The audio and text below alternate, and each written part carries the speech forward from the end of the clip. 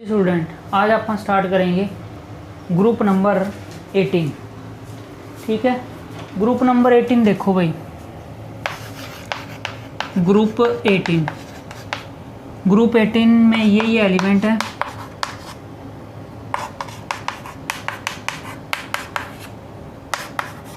ठीक है भाई, ये एलिमेंट है, नाम है इसका नोबल गैस भी बोल देते हैं, इनर्ट गैस भी बोल देते हैं। अब ये नेम इनका क्यों पड़ा वो देखो, हीलियम, नियोन और आर्गन 2, 10, 18। कॉन्फ़िगरेशन लिखो इनकी, लास्ट में इसके 1s2, 1s2, 2s2, 2p6, 1s2, 2s2, 2p6, 3s2, 3p6। ध्यान से देखो भाई, फुलफिल्ड,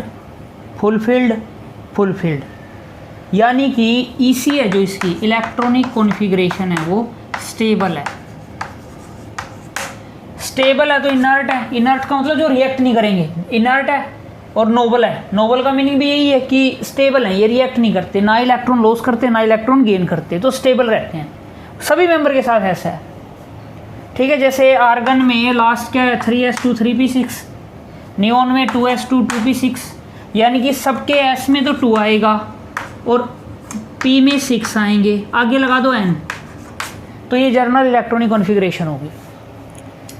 और देखो इसके बारे में क्या क्या बातें सीख सकते हो आप। ये जो गैसेज हैं, हीलियम, ये बैलून में यूज़ होती है।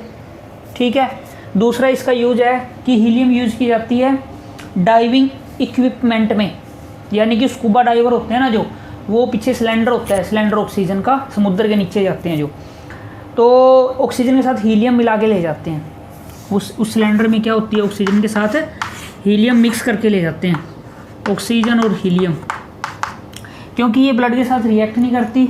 ठीक है, और डाइल्यूट कर देती है ऑक्सीजन को, क्योंकि ज़्यादा अमाउंट भी प्योर ऑक्सीजन लेंगे तो प्योर ऑक्सीजन भी इतना यूज़फुल नहीं रहेगा, इसलिए हीलियम यूज़ कर लेते हैं साथ में, स्कूबा डाइवर।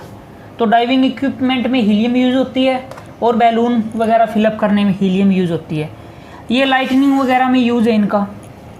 अच्छा, आर्गन से एक क्वेश्चन और पूछा जाता है, आर्गन से, कि भाई नोबल गैस है, इन सभी नोबल गैस के अंदर से सबसे ज़्यादा अमाउंट में कौन सी गैस मिलती है? मोस्ट अबंडेंट गैस आर्गन है भाई, मोस्ट अबंडेंट गैस।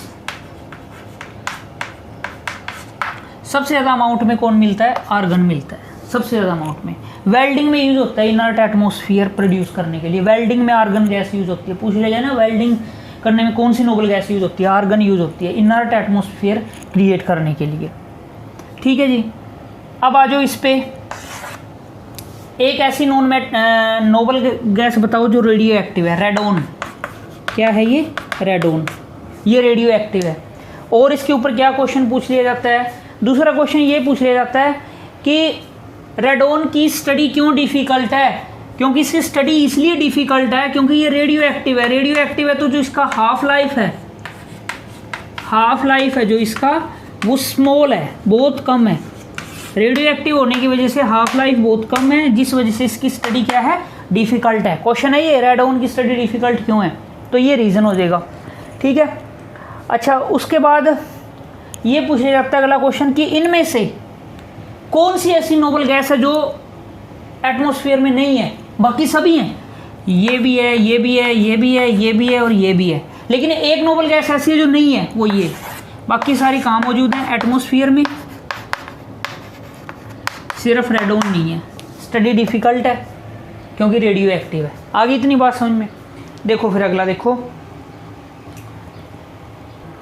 हाँ भाई, आयनाइजेशन एंथैल्पी ऑर्डर, इलेक्ट्रॉन को रिमूव करवाने के लिए जो एंथैल्पी लगती है उसको क्या बोलते हैं? आयनाइजेशन एंथैल्पी बोलते हैं। ये किस पे डिपेंड करती थी? ये डिपेंड करती है जिसका साइज़ कम होगा उसकी आयनाइजेशन एंथैल्पी ज़्यादा होगी, यानी कि छोटे साइज़ से इलेक्ट्रॉन निकालना मुश्किल है किसी कंपैरिजन में बड़े साइज़ से। तो मैं ये कह रहा हूँ कि आयनाइजेशन एंथैल्पी ऑर्डर है जो, अब हीलियम के बाद नियोन, आर्गन, क्रिप्टोन, जिनोन, बस वो तो रेडियो एक्टिव है फिर। तो बच्चे साइज तो बढ़ रहा है, down the group size increase हो रहा है, साइज इंक्रीज हो रहा है, यानी सबसे छोटा कौन है? हीलियम। जो सबसे छोटा होगा तो आयनाइजेशन सबसे ज़्यादा होगी, यानी सबसे ज़्यादा इसकी है और सबसे कम किसकी है? इसकी। लो आयनाइजेशन एंथैल्पी और इसमें हाई आयनाइजेशन एंथैल्पी। ठीक है, तो इस पे थोड़ा फोकस करना। जिनोन की सबसे कम है, रेडॉन इसलिए लिया क्योंकि रेडियो एक्टिव स्टडी करना डिफिकल्ट है, तो लास्ट हम जिनोन तक ही स्टडी कर लेते हैं। सबसे मतलब इनमें सबसे कम है जिनोन की। ठीक है, ये पॉइंट थोड़ा मेंशन में रखना माइंड में। वैसे तो जर्नली जो ये नोबल है ना, ये कहते ना तो ये लॉस करते ना ये गेन करते। अब हीलियम को क्या जरूरत है भाई? एक तो शेल और वही कंप्लीट है, क्या जरूरत है इसको लॉस या गेन करने की? जर्नली तो इलेक्ट्रॉन निकालना आसान होगा कि मुश्किल होगा? जर्नली इनसे इलेक्ट्रॉन निकालना बड़ा मुश्किल है क्योंकि सारे के सारे स्टेबल हैं। ये हीलियम का है 2,8, इसका है 2,8,8। अब नियोन से ही बात कर लो, नियोन कहता है ये भी कंप्लीट है, ये भी कंप्लीट है, क्यों लॉस या गेन करेगा ये? तो ये लॉस, और बाई चांस लॉस करवाना है तो बड़ा मुश्किल है क्योंकि स्टेबिलिटी तोड़नी पड़ेगी। तो जर्नली आयनाइजेशन एंथैल्पी इन सब की क्या होती है? हाई होती है। ये बात आप रिकॉर्ड कर लीजिएगा यहाँ से।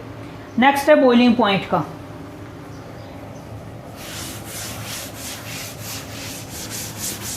बॉइलिंग पॉइंट का देखो, बॉइलिंग पॉइंट, हाँ भी बॉइलिंग पॉइंट का ऑर्डर देखो।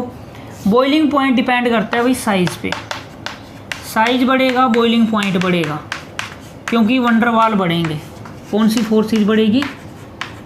वंडरवाल फोर्सेज बढ़ेगी। कौन सी फोर्सेज बढ़ेगी भाई? वंडरवाल फोर्सेज बढ़ेगी। ठीक है, कौन सी फोर्सेज बढ़ेगी? वंडरवाल फोर्सेज बढ़ेगी। तो साइज का तो आपको पता ही है सभी बच्चों को, साइज बढ़ रहा है डाउन द ग्रुप, साइज बढ़ेगा, कौन सी फोर्सेज बढ़ेगी? वंडरवाल फोर्सेज बढ़ेगी और बॉइलिंग पॉइंट भी बढ़ेगा। तो ऑर्डर बना लेते हैं, सबसे कम इसका, सबसे जिनोन का सबसे ज़्यादा होगा बॉइलिंग पॉइंट। क्लियर है? ये बॉइलिंग पॉइंट का हो गया। नेक्स्ट देखो, इसमें नेक्स्ट है भाई, इसके बाद जो अपन स्टडी करना है, कहता नॉट वेरी रिएक्टिव। कहता ये रिएक्टिव क्यों नहीं है? नॉट वेरी रिएक्टिव, ये तो मैं रीजन बता ही चुका हूँ। एक तो स्टेबल ईसी है, इलेक्ट्रॉनिक कॉन्फ़िगरेशन लिख के बताया था ना, सबके सब शेल कंप्लीट हैं। दूसरा आयनाइजेशन एंथैल्पी, हाँ भाई इलेक्ट्रॉन निकालना आसान है या मुश्किल है? सारे स्टेबल हैं।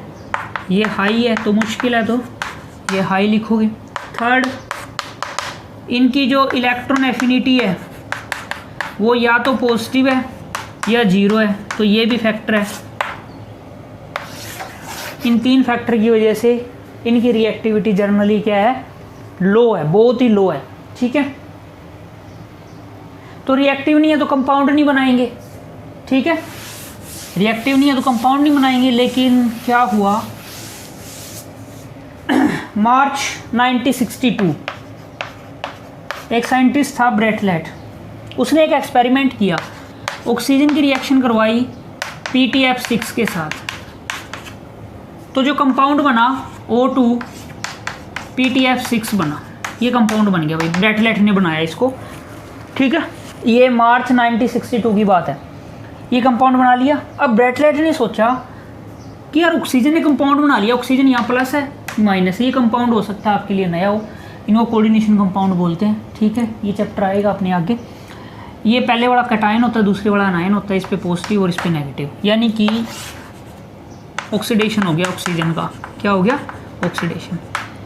अब ब्रेटलेट क्या करता है, ऑक्सीजन और जिनोन इनको कंपेयर करके देखता है, कहता है कि दोनों की जो आयनाइजेशन एंथैल्पी है वो नियरली सेम है। इसकी 1170 के आसपास है और ये 1172 के आसपास है, यानी कि जो आयनाइजेशन एंथैल्पी है दोनों की सेम है। दूसरी चीज़ क्या ऑब्जर्व करता है, कहता जो इसका डायामीटर है और जो इसका रेडियस है वो लगभग 4 एंगस्ट्रॉन के बराबर है, नियरली, यानी कि दो प्रॉपर्टी सिमिलर हैं। किस किस में? जिनोन में और ऑक्सीजन में। तो इन प्रॉपर्टी सिमिलर होने की वजह से तो ब्रेटलेट ने क्या काम किया कि जब ऑक्सीजन ऐसा कर सकता है तो जिनोन भी तो कर सकता है। तो उसने जिनोन की रिएक्शन करवा के देखी भाई XCPTF6 के साथ। ठीक है। तो जिनोन की रिएक्शन जब उसने करवाई XCPTF6 के साथ तो ये कंपाउंड बन गया, क्योंकि ऑक्सीजन ऐसा कर रहा था, ये प्रॉपर्टी सेम थी, तो जिनोन ने भी ऐसा किया। ठीक है, हाँ जी, तो जिनोन ने भी कंपाउंड बना लिया। तो मार्च 1962 से पहले ऐसे सोचा जाता था कि नोबल गैस वाले कंपाउंड नहीं बनाते, लेकिन वो बात है ब्रेटलेट गलत साबित होगी। कहता जिनोन तो बना रहा है भाई कंपाउंड, नो डाउट कि बाकी के नहीं है, लेकिन जिनोन बना रहा है। और ये फर्स्ट नोबल गैस कंपाउंड था, ये पहला नोबल गैस कंपाउंड था भाई। पेपर में 1 नंबर का क्वेश्चन भी पूछा जाता है, फर्स्ट नोबल गैस कंपाउंड कौन सा था? XCPTF6। फिर क्वेश्चन उठने लगे कि भाई जिनोन ने क्यों बनाया कंपाउंड, जिनोन ने ही कंपाउंड क्यों बनाया? देखो कंपाउंड बनाने के लिए है ना इलेक्ट्रॉन निकालना पड़ता है, ठीक है, इलेक्ट्रॉन मतलब लेने देने पड़ते हैं भाई। तो जिनोन ने क्यों लॉस किया फिर यहाँ पर? ये बात मैंने आपको अभी थोड़ी देर पहले बताई थी, जब आपने आयनाइजेशन एंथैल्पी का ऑर्डर पढ़ा था। हीलियम से लेकर और जिनोन तक सबसे कम आयनाइजेशन एंथैल्पी किसकी थी? जिनोन की। लो आयनाइजेशन एंथैल्पी जिनोन की क्या है भाई? लो आयनाइजेशन एंथैल्पी है, इसके कारण ऐसा हुआ। तो पेपर में अगर क्वेश्चन आता है कि जिनोन ही कंपाउंड क्यों बनाता है? Due to its low ionization enthalpy among the noble gas, ये नहीं कि सब में, नोबल गैस में सबसे कम इसकी आयनाइजेशन एंथैल्पी है, यानी कि इलेक्ट्रॉन निकालना ईजी है इससे, इनके कंपैरिजन में आसानी से इलेक्ट्रॉन निकल जाएगा, तो इसने कंपाउंड बना दिया। तो फर्स्ट नोबल गैस कंपाउंड था जिनोन का ये। फिर और भी बहुत सारे नोबल गैस कंपाउंड बनाए इसने, ठीक है, जो आप इसी ग्रुप में डिस्कस करेंगे। तो ये था जिनोन के बारे में। अब देखिए जिनोन और फ्लोरीन के कंपाउंड बनाए गए, फिर XCF2 बनता है, XCF4 बनता है, XCF6 बनता है। ये जिनोन और फ्लोरीन के कंपाउंड है। अब ये कैसे बनाए गए, इनकी एक एक रिएक्शन है जो मैं ग्रुप में डाल दूंगा स्क्रीनशॉट करके, और रिएक्शन याद करने का मेथड मैंने बता ही रखा आपको कैसे याद करनी है, ठीक है। एक बार फिर से बता देता हूँ कि जैसे Xc+F2 ये सिंपल ही है, रिएक्टेंट प्रोडक्ट में लिखो और इनको याद करना चाहिए, XCF2 बनेगा। तो ये रिएक्शन है इनका, मैं स्क्रीनशॉट लेके ग्रुप में डाल दूंगा। तो रिएक्शन है कोई 6-7, उनको आपने लर्न करना है सारी। इस 18 ग्रुप में 7 से 8 रिएक्शन है, ठीक है। और लर्न करने का मेथड ही मैंने आपको बताया हुआ है। कैसे करोगे? सारों के रिएक्टेंट सभी रिएक्शन से एक पेज पे लिख लोगे, और उनके आपने प्रोडक्ट नहीं लिखने, कल रिएक्टेंट लिखने हैं। प्रोडक्ट अपने आप फिलअप करोगे। तो जब तक पी ब्लॉक चल रहा है आप रिएक्शन को डेली रिवाइज करिए, तो ये रिएक्शनें आपको लर्न हो जाएंगी। और रिएक्शन का ऐसा कोई मेथड नहीं है शॉर्टकट की मैं आपको बता दूँ और याद हो जाए। एक पेज पे लिख लो पी ब्लॉक की सारी रिएक्शंस और उनको डेली रिवाइज करो रूटीन वाइज, तो ऑटोमेटिकली जब उनको 5 से 6 बार रिवाइज करोगे तो वो रिएक्शन लर्न हो जाएंगे आपको। तो मेन यहाँ पर जो समझाने वाली बात है वो ये है कि इनकी शेप पूछी जाती है, और शेप के लिए भाई हाइब्रिडाइजेशन वाला मेथड आना चाहिए आपको। जैसे इनके सबके लास्ट सेल में 8 लेके चलोगे, 8, फ्लोरीन के 7 होते हैं, 14, ये कितना बना, कितने से डिवाइड करोगे? 8 से।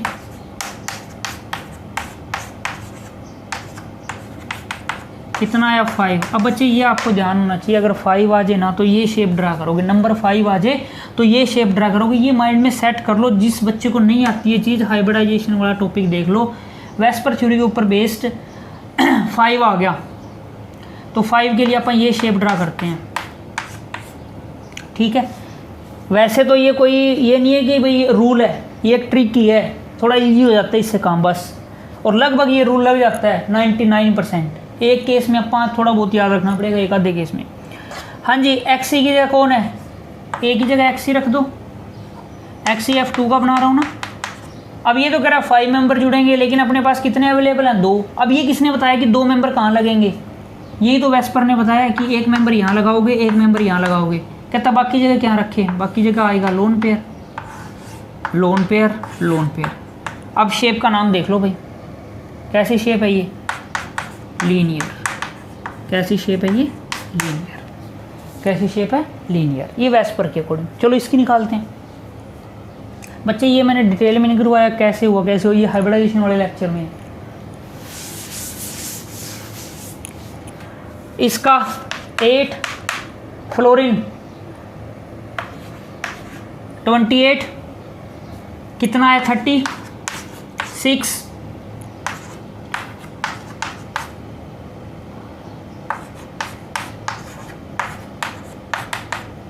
हाँ भाई 6 के लिए कैसी शेप बनाओगे, 6 नंबर आता है तो 6 के लिए आप ये शेप बनाओगे। मेंबर कितने, 4 ही मेंबर हैं। वेस्पर ने हमें बताया भाई 4 मेंबर हों इस शेप में, तो यहाँ रखोगे पहले, बाकी जगह पे क्या लगा दूँ, लोन पेयर, बाकी जगह पे क्या रख दोगे, लोन पेयर। स्केयर प्लानर, कैसी शेप आ गई, स्केयर प्लानर। ओके, अब आ जाओ XCF6 पे, वेरी वेरी इंपॉर्टेंट और पूछा जाता है ये तो।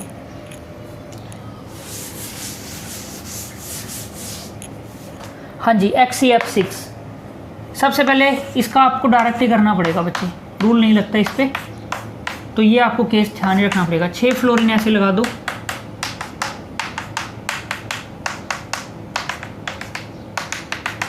अब जिनोन की मैं तब से बता रहा हूँ, लास्ट सेल में 8 इलेक्ट्रॉन है। देखिए कितने इलेक्ट्रॉन यूज कर लिए इसने, 1 2 3 4 5 6, कितने बच गए भाई, 6 यूज किए हैं, 8 तो 2 बच गए, ये लोन पेयर आ गया। अब ये शेप तो थी ऑक्टाहेड्रल,